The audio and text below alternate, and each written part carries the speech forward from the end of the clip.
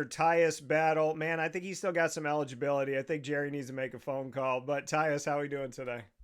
I'm good, man. How you doing? I'm doing well. And I mean, listen, we finally know it was like unofficially official for a few days and whatnot, but we know for sure that Gerry McNamara is the new head coach of the Syracuse Orange. He obviously won a national championship with Syracuse in 2003. In 2005 and 6, he won back to back Big East titles with the team. And then he went on to be an assistant coach. That's how you cross paths with him. And then he went on to Siena to take a 4-28 team, turn it into 14-18, then 23-12, win the MAC, go to the NCAA tournament, and top overall seeded Duke almost got upended in a what how it ended, a 6 point game, 71-65. So he's had a heck of a road, Tyus. What are your thoughts on him coming back to Syracuse? I mean, I think there's no one more deserving than him. I mean, when people know GMac, they know he is a winner. He did at Syracuse, won a national championship, scored over 2,000 points, won as an assistant coach at Syracuse. Then he goes to Siena and takes a team who only had 4 wins a couple years before, turns that program around, wins the MAC, and then gives Duke a very tough game. So that's just the person GMac is. He's the ultimate competitor, and I'm so happy for him. Yeah, I mean this moment.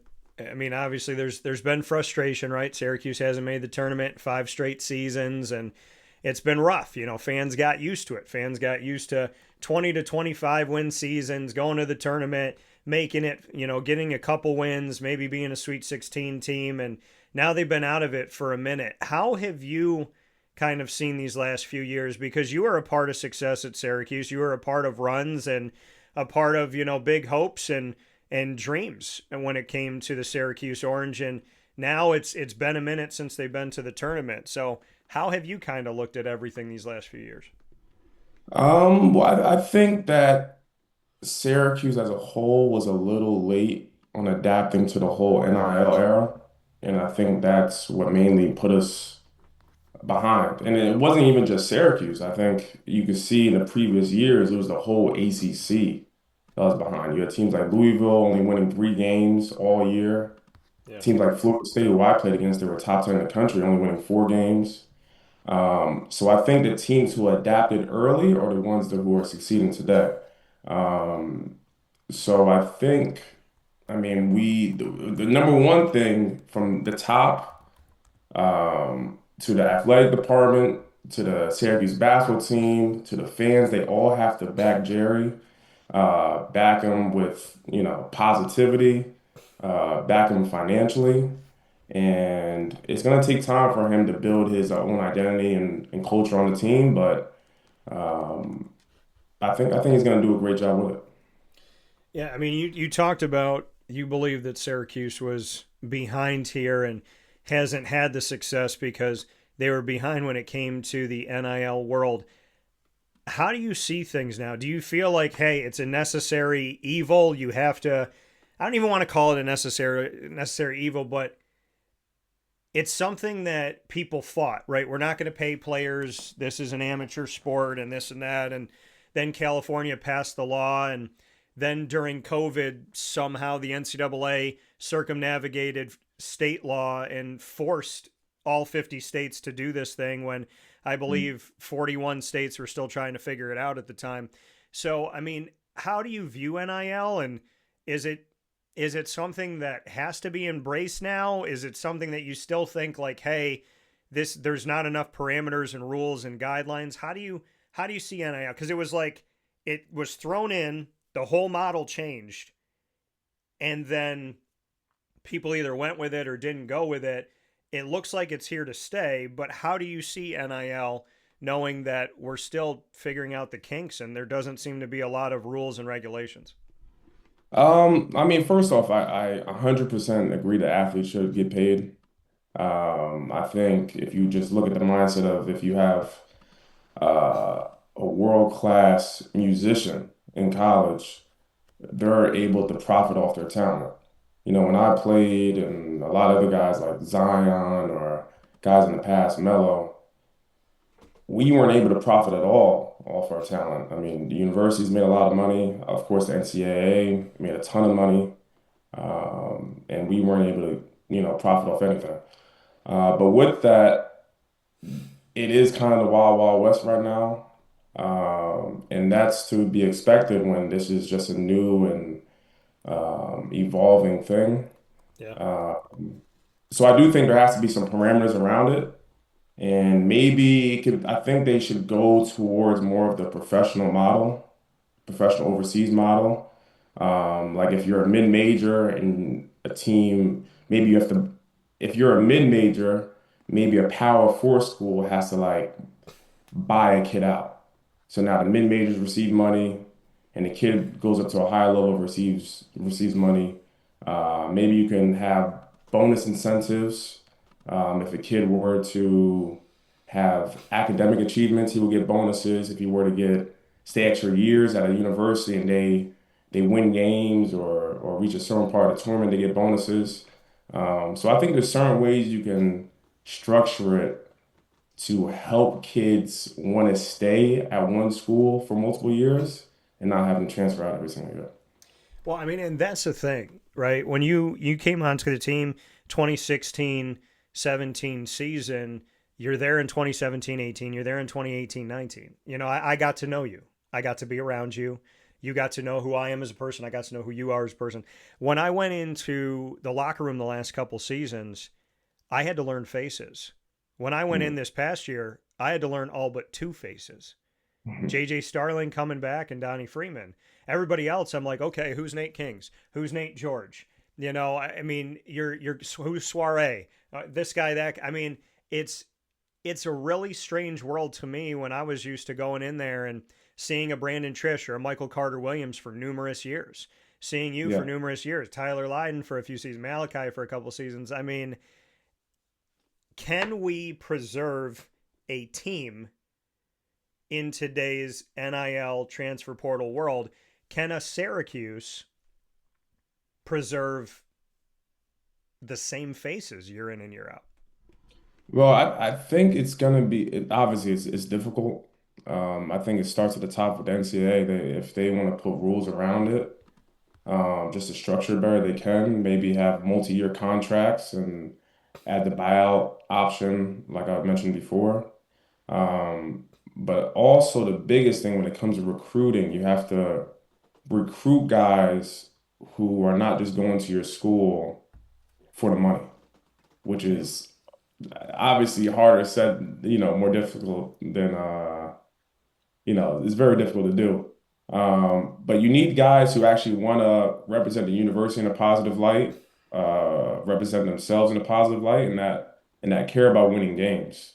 And you see some programs like Gonzaga, UConn, Houston, they were able to do that, and Duke, but they have a certain identity, and it took years and years and years to build that identity.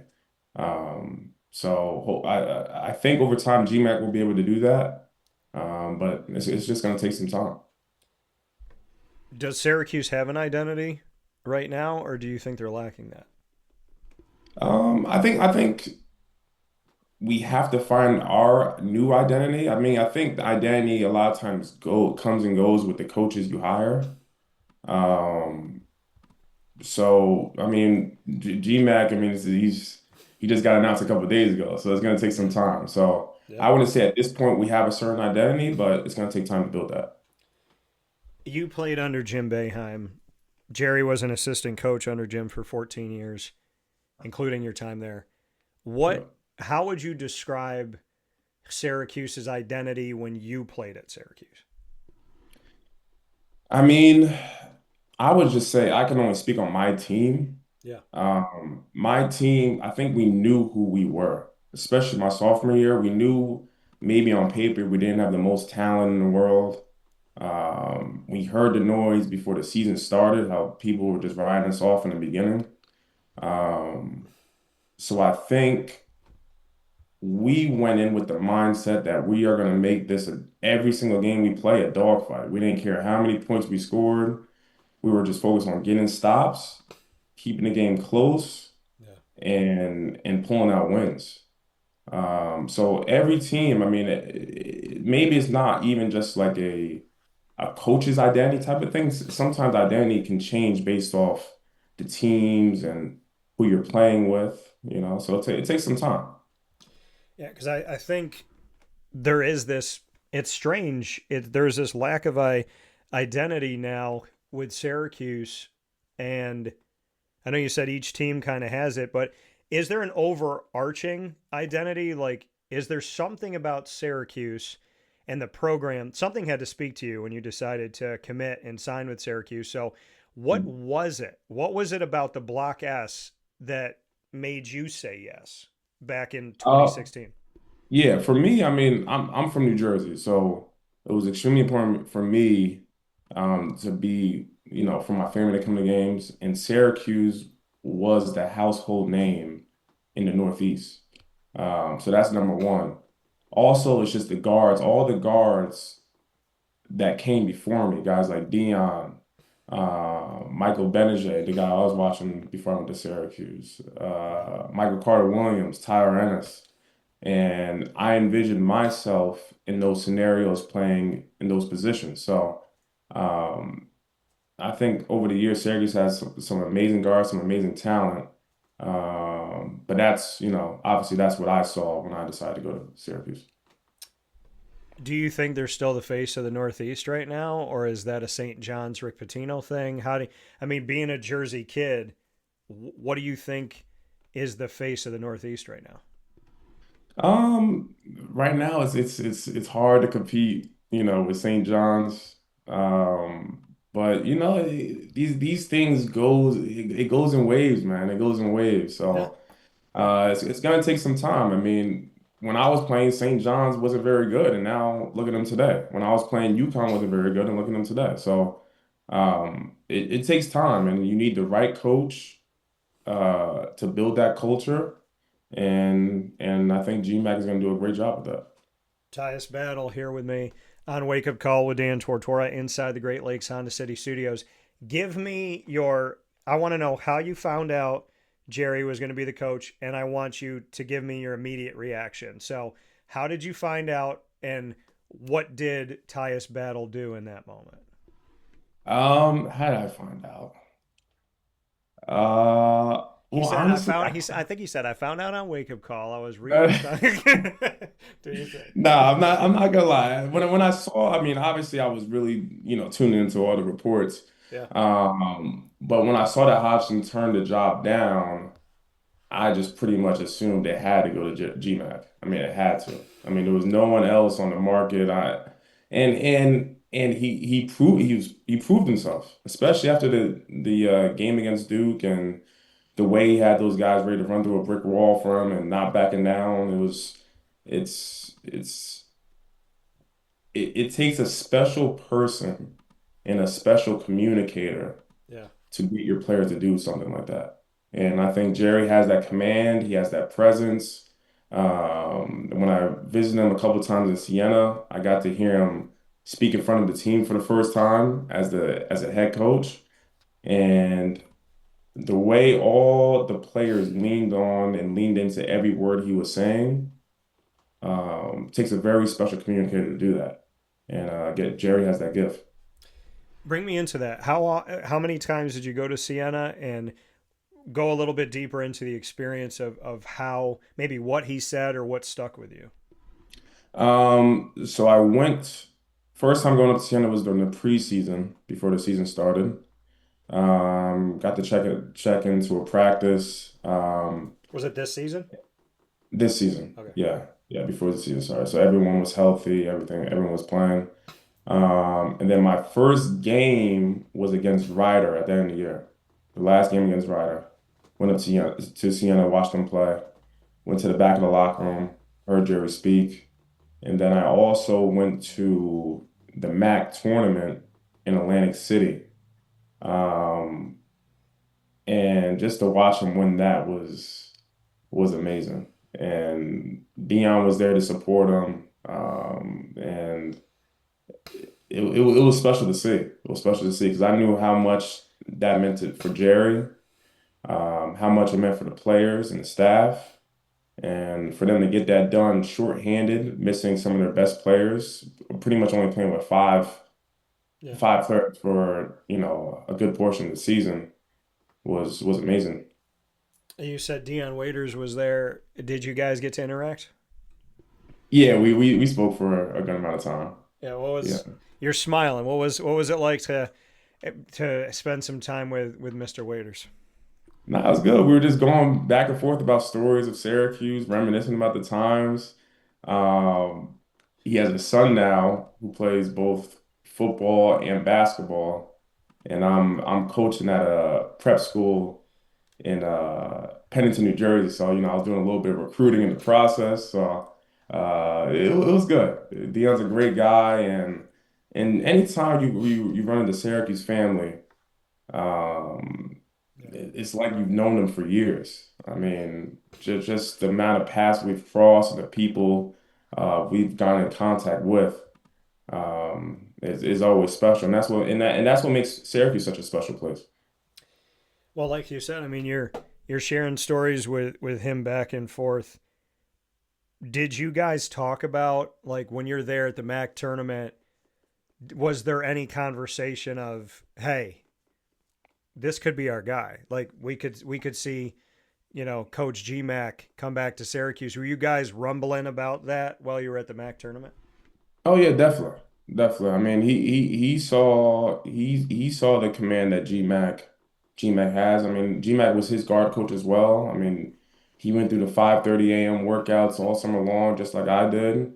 Um, GMac got us both through a lot of stuff through our time in Syracuse. A guy who we can lean on when things weren't going great on or off the court.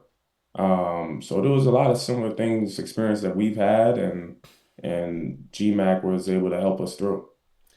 Yeah, and like you said, I mean, Gerry was your guard coach, and so I mean, he helped guide you. What did he bring? Like when you see him as a coach, you experience him as a coach. The day to day, the 5:30 a.m. workouts.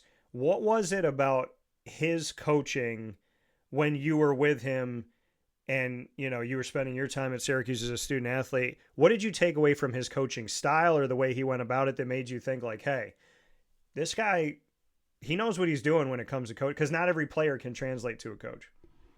I think a lot of people like to just go through drill work, skill work, the basic stuff. But Jerry always emphasized competition, Okay. always. Whether it was just a simple shooting drill, we'll be shooting against each other trying to win.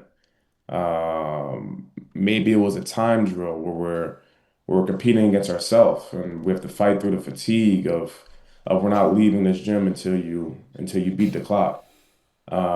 And that's just who he is, and I mean, as a competitor myself, that's what I love. That's what I love doing. I love competition. I hate losing, and that's why me and G we always got along so great. How many times did he school somebody in practice? A good amount, a good amount. I mean, by the time I got there, he wasn't really playing pickup against the players, but he was definitely playing pickup against the managers. So, and you would have thought he was reminiscing about the old Big East days, the way he was going at them. So that's like I said, that's just who he is, man. He doesn't take anytime he steps on the floor, um, he's trying to win. He's trying to win. What specifically did he teach you? Like when you look back on your game, how you came into Syracuse and how you left Syracuse, what's the imprint that Gerry McNamara made on you? I think the biggest thing is just resilience. Um, Especially as a student athlete at Syracuse University, there's a lot of stuff you can go through, a lot of pressure that you might face, um, and a lot of noise, outside noise that you might hear. But just to have the mental toughness to block it out and focus on the task at hand until it's accomplished. I think those are the biggest lessons he was able to teach me. Tyus Battle here with us this morning, speaking on the hiring of Gerry McNamara as the new head coach at Syracuse University, returning after being a player and an assistant coach. So here we are. Syracuse has their third coach in 51 years. Boeheim was 47 years. Adrian was 3. And here comes Gerry for 26, 27. What's your pitch to the Syracuse fan base with Gerry as the head coach? Um, they need to give him some grace, man. I know it's tough. Um, but people have to understand this new environment that we're in.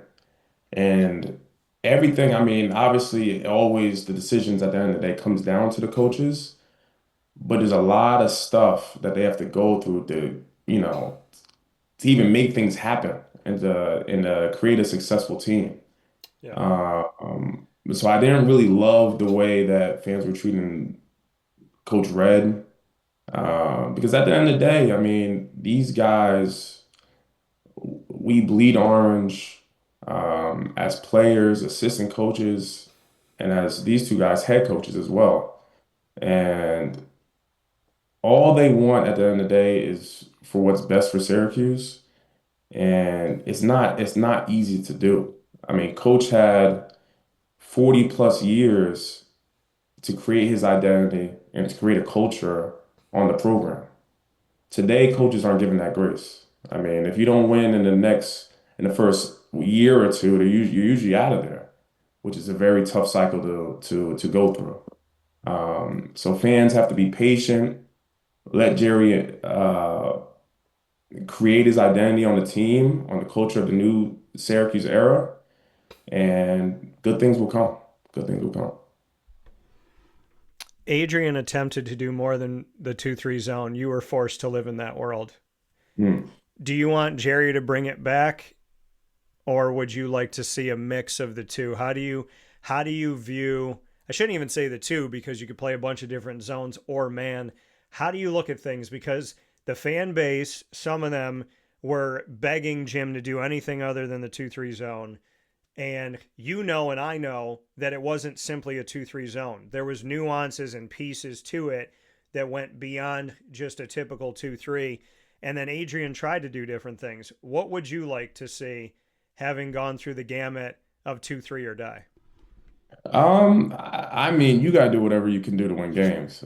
That's the thing. Like, I don't care if the 2-3, 3-2, 1-1-3-1, man to man, doesn't matter. But you have to do what's ever best for the opponent you're facing that night. Yeah, 100%. And there was at times where, Red, obviously they played man to man. They were beginning of the season, they were a very good man to man team. It kind of dropped off.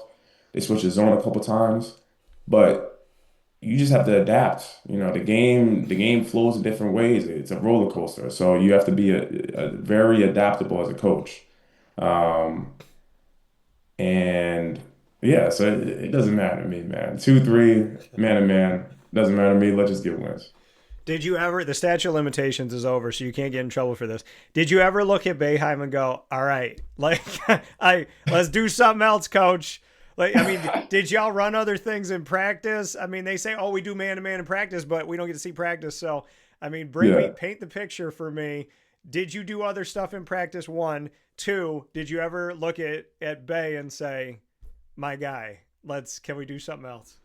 Yeah, I mean, we definitely ran man to man in practice, especially early in the season. We did run man to man, but we knew we were going to sit back in that zone. I mean, it worked for all those years. I know coach, he sticks to what he believes in, as he should. Yeah. Um, Obviously, as a player, there's definitely been some times when I thought like, okay, this might be time. I mean, Kyle Guy just hit his 7-3 against us. Let's maybe get out this thing. But I mean, the zone has proven to work. Yeah. And I knew what I was getting into when I chose to go to Syracuse. So I have no regrets on that. You have 1 year of eligibility. Will you call Gerry? No, say that one more time. I said you have 1 year of eligibility if my math is right. Will you call Gerry, please? Oh, I wish, man. I wish. Man, I would love to suit up again. I would love it.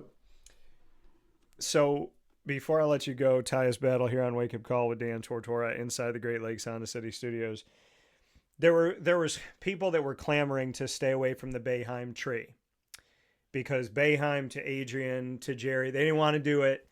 And it's so weird. They wanted Gerry. The fan base heard Brian Holdson. Then it split.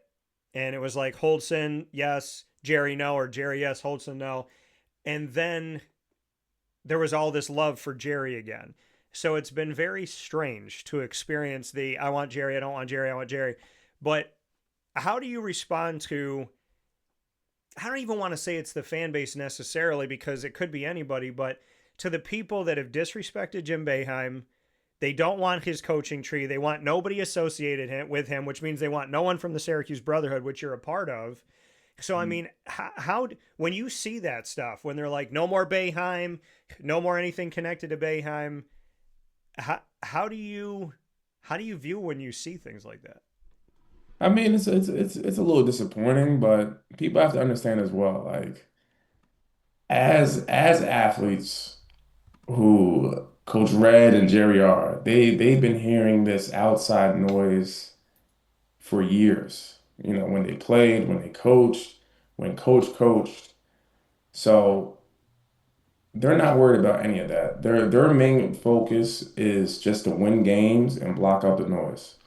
Now, if the fans want to get on board with that, they can do it. They don't have to do it. But I know the guys in that building inside Mello, they have one focus, and that's to win games. Yeah. No, and I love that and I appreciate that. And I've known Red for a long time, over a decade. I sat with him at Borio's restaurant when we did a live show together and he looked at me and told me that he had every intent of being a head coach someday. And then I got to see it happen. What do you want to say about Coach Red, Adrian Autry, from your point of view? I mean, Red. First off, Red is an amazing human being. I mean, always smiling, always helping the players out, always staying after the to. I mean, there's been so many times I've seen Red stay, hours or 2 hours, 3 hours, getting extra shots up with players. He's someone you can always go to when you need advice, always need a favor.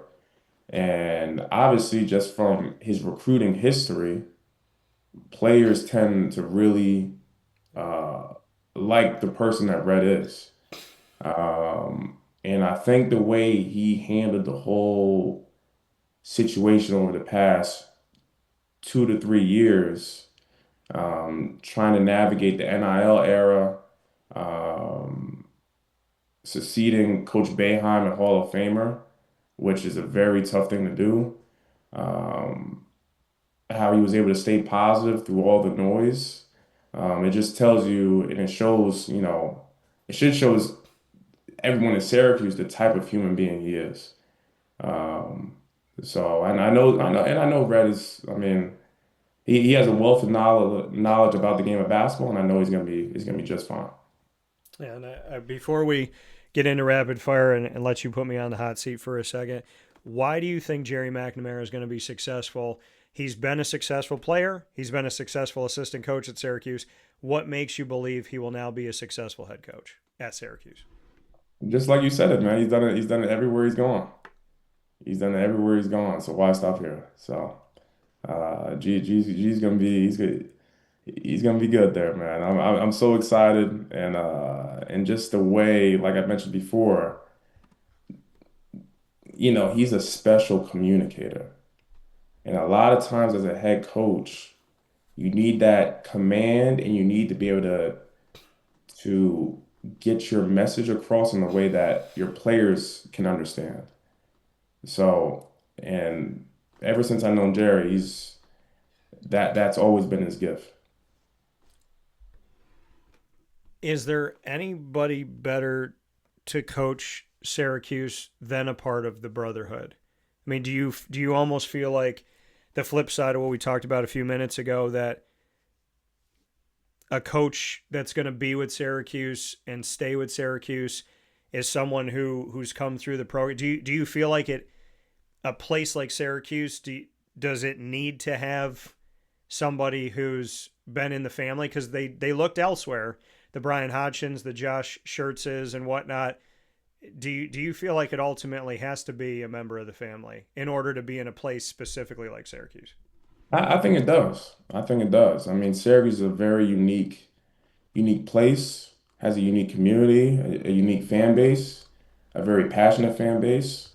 So to have a person who has not only been through it as a student, but also an athlete and a coach, um, I think that's the right choice, right choice to make. I love it. Now, right before rapid fire, you said you're coaching now. I want you to tell everybody a little bit about it. Yeah, so I'm coaching at Pennington Prep, my first year doing it. Honestly, I never thought that I would get into coaching. Okay. I'm not officially retired yet, but never thought I would get into coaching. But I tried it out this year, and I love it. I love it, man. And we're in a very competitive league. It's in the Maple League, so some of the teams in our league is like Blair, which had Deron Rippey going to Duke. They have about 7 to 8 Division I kids on that team. It's comparable to the NEPSAC out in the New England area. Yeah. So it's high level competition. I mean, kids are going there to get better at their sport, and I love it, man. Giving back to the next generation. Yeah, I'm looking at it right now. I'm on the website. So shout out to what you're doing with the Pennington School. I look forward to it as I'll also mention too. I am coaching with Team Final out in Philly this year as well. I played for Team Final when I was younger. It's a Nike UIBL program. Dion played for them. Malachi played for them. Myself, a ton of NBA guys in the past. So I'm excited for that as well. so you never thought you'd get into coaching. Now you're coaching two different places. So Yep. Yep. I'm excited for it. Coach Battle. I like it. So with that being said, let's play some rapid fire. We'll go back and forth. You get to ask the first question. Could be anything in the world. What do you got for me, Tyus? Oh, anywhere in the man. Uh, Give me your favorite movie this year.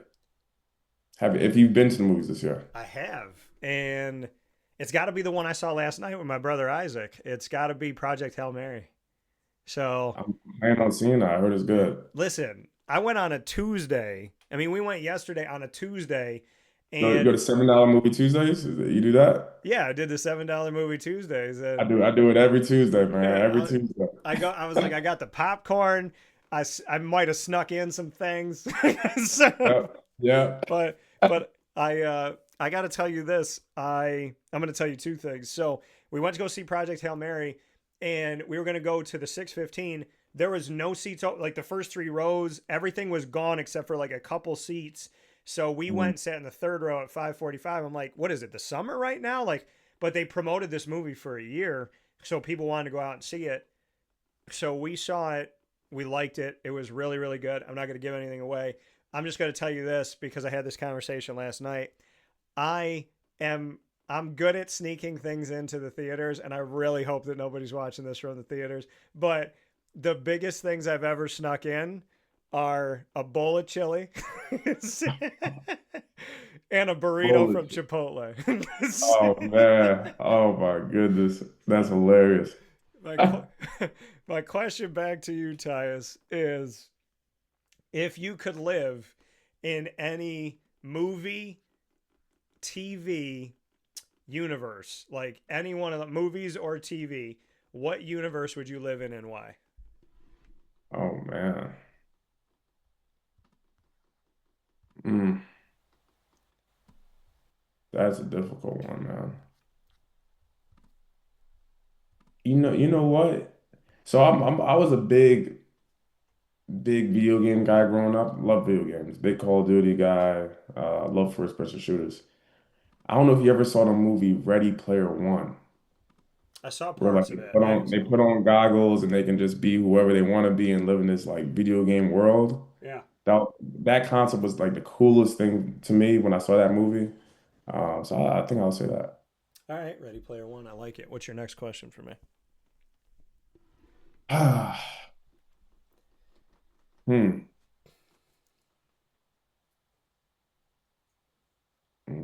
Who do you have picked winning the NCAA tournament this year? In the famous words of the NFL movie Draft Day, Hmm. I said this a few years ago, and I have it again. It's Houston, no matter what. Okay. Please, You gotta like get it done. You gotta get it done. I I've been talking about them for 4 or 5 years now. I'm like, come on, Calvin. I've Yeah. interviewed him. I've interviewed the players. I'm like, come on, Calvin, let's do it. But yeah, Houston, no matter what. My question back to you: if Tyus Battle was to sneak in a bunch of snacks into a movie, give me the 4 snacks you would bring in. Could be anything: cookies, candy, Mhm. chili, whatever you want. But I want to know the 4 things that you would bring in. And I do this all the time. It'll be the Airhead bites, Okay. the chewy candies. I love those things. Airhead bites, um, the Hershey bar, but the cookies and cream. Okay. And cream. Um, Drink would be probably a what's it called? A pure is it Pure Leaf? I don't even know. I don't even know the name of it. Pure Li the iced tea. The Pure Leaf, the iced teas, yeah. Pure Leaf iced tea. Okay. Uh, and what else do I usually bring? And a pack of gum. And a I'm a pack of big gum. gum guy, always. Okay. That's my one addiction is chewing gum. So So what flavor?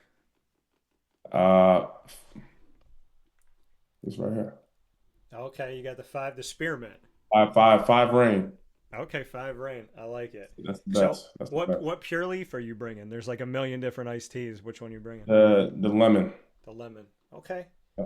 All right. Yeah. So if my girlfriend is watching, I'm not the only one that brings stuff in. Oh, I mean, you see the price of snacks in the movie that you got to.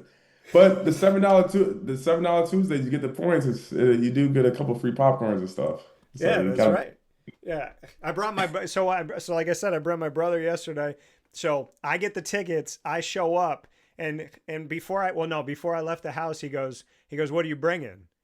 I said, man, what do you mean? What am I bringing? So I said, I'll get some candy for us. So I put together, bag of candy for him, bag of candy for me. I go, what are you bringing? He goes, myself. So I had water for him. I had candy for him. And when we got there, I got the free popcorn and gave him one. And he's like, I'm good now. I said, it must be nice. But I'll, uh, I'll give him credit. He bought us pizza a couple days ago. So he did me a solid for sure. All right, let's go. so so I asked you. So now what's your last one for me? Hmm. What was what was your favorite video game growing up? It's a good question. I finally found it because I have an original Nintendo. I Mm. looked for this game for I don't even know 13 years, 10 years. Chippendale Rescue Rangers on the original Nintendo. It Original Nintendo. is amazing. Or Mario on that, Mario 1 and Mario 3. But if I Okay. had to pick like something I played all the time on the computer and on whatever I had, PlayStation, Xbox, doesn't matter, is Madden. Of Madden. Matt. Madden, I made myself a quarterback, wore number 21, which is wild because now there is a guy who's honoring Lawrence Moten on the football team this year, Danny Lauder, who is wearing 21 as a Oh, quarterback. that's So awesome. That's yeah, so it's awesome. kind of cool. But yeah, I'd probably say Madden was the one that like stood the test of time. Okay. All right, nice. My question back to you. All right, Tyus, let's have some fun. We've had this friendship for a while. So you and I are gonna you're gonna make a movie. Mm. So it's starring you and I. I Mm. want to know what genre is it gonna be? So what type of movie are we doing? You got to give us both a job that we don't have right now. So what Oof. genre is it? What job are we doing? And what's the point of the movie? Like, what's our pitch that you need to come see this movie? Oh, oh, that's tough. This is coming from a screenwriter, so I want to see your skills on this. This is tough, man. Well, first off, anyone who knows me personally, they know I'm a huge horror movie fan. Okay. Big horror movie guy. So with that, the plot can be very tough because I need good horror movies. I mean, if you get a boring horror movie plot, it's like the cliche stuff. So, oh, See, but that's here's the tough. thing. I got Hispanic blood and you're African American, so I guess we're both going to die at the same time. That's true. That's true.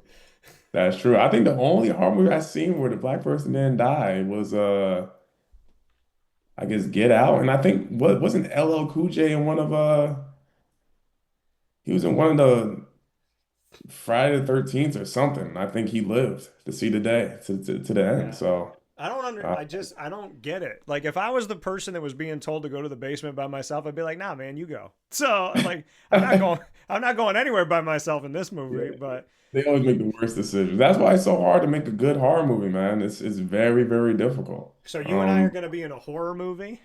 Horror movie, man. We gotta make it out. We Okay, gotta make so it out. I don't know how. what's the pitch? Why should they go see it? And you got to give us both a job. Mm. I don't even know, man. That was a tough question. You might have got me. So we're in a You- horror movie. Now I'm going to tell you this and this is crazy that you said it. So I got to film a movie this past year as Mm. an extra, and I got to be on set for a bunch of days, and I got to work with the main actor and some of the other people in a horror movie that's a sequel to a movie. So I may actually be on screen in a horror movie this Halloween. Really? Yeah. I gotta see that. Yeah, so as we get closer, I can let you know off the air, but Okay. as we get closer to it, and I said I would never do any horror stuff, but the people on the thing, like the actors, the actresses were amazing. I got to play Mm. a role that I've jokingly said to God I've always wanted to do, and it was like it was the last day. I looked at the main actor and I was like, he's like, "Hey Dan, what's up?" And I was like, "Hey," hi. And he treated me like we were on the same level. I mean, this guy's done a ton of movies.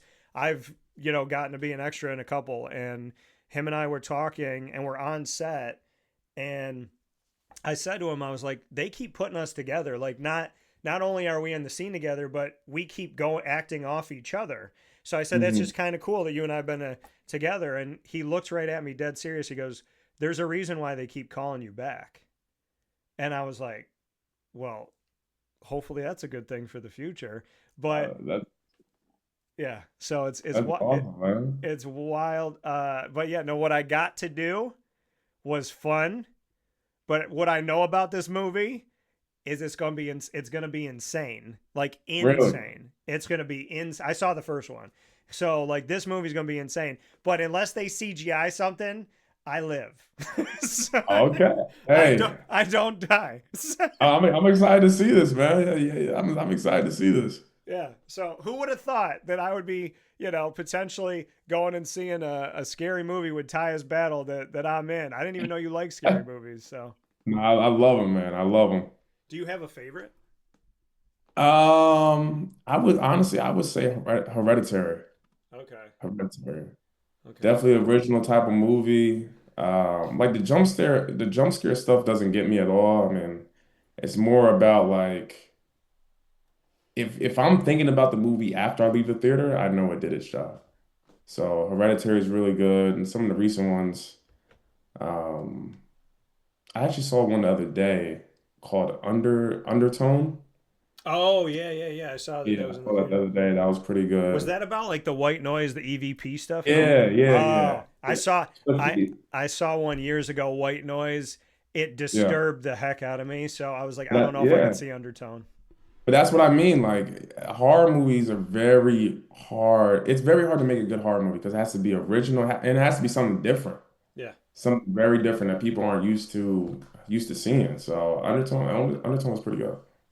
Crazy. Wild. And but disturbing. So Yeah. we started with GMac, we ended with Hereditary and disturbing movies. But as always, my guy, I always appreciate having you on, Tyus, and it's always my pleasure. Appreciate it, Dan. And I'll look forward to talking with you soon, and I will tell you off the air some more information. All right, sounds good. All right, man, be good. Take care. Give my All best right. to your family. Yep, definitely. See you.